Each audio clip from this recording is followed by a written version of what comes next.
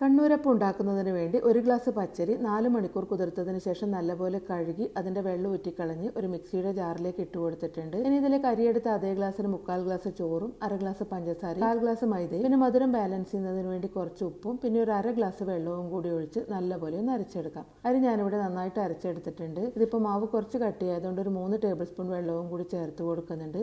ഇനി ഇത് നല്ലപോലെ ഒന്ന് മിക്സ് ചെയ്ത് കൊടുത്തതിന് ശേഷം ഒരു 8 മണിക്കൂർ റെസ്റ്റ് ചെയ്യാൻ വേണ്ടി മാറ്റി വെക്കാം. ഇതിപ്പോൾ ഒരു 8 മണിക്കൂർ കഴിഞ്ഞിട്ടുണ്ട്. ഇനി ഇതിലേക്ക് ഒരു 1/4 ടീസ്പൂൺ ബേക്കിംഗ് സോഡയും 1/4 ടീസ്പൂൺ ഏലക്കാപ്പൊടിയും ചേർത്ത് കൊടുക്കുന്നുണ്ട്. എല്ലാം കൂടി നന്നായിട്ടൊന്ന് മിക്സ് ചെയ്ത് കൊടുക്കാം. ഞാനിവിടെ കാരയിൽ വെളിച്ചെണ്ണ ചൂടാക്കാൻ വെച്ചിട്ടുണ്ട്. എണ്ണ നന്നായിട്ട് ചൂടായതിനു ശേഷം ഇതൊരു ലോ ഫ്ലെയിമിൽ വെച്ചിട്ട് ഇതിലേക്ക് മാവ് ഒഴിച്ചു കൊടുക്കാം. മാവ് ഒഴിച്ച് പെട്ടെന്ന് തന്നെ ആ ഒഴിച്ച ഓർഡർ അനുസരിച്ചിട്ട് ഇതൊന്ന് തിരിച്ചിട്ട് കൊടുക്കാം. പിന്നെ ഇതൊരു മീഡിയം ഫ്ലെയിമിൽ വെച്ചിട്ട് ഇതിന്റെ അടിഭാഗം നല്ലൊരു ഗോൾഡൻ ബ്രൗൺ കളറായിട്ട് വരുന്നത് വരെ കുക്ക് ചെയ്യാം.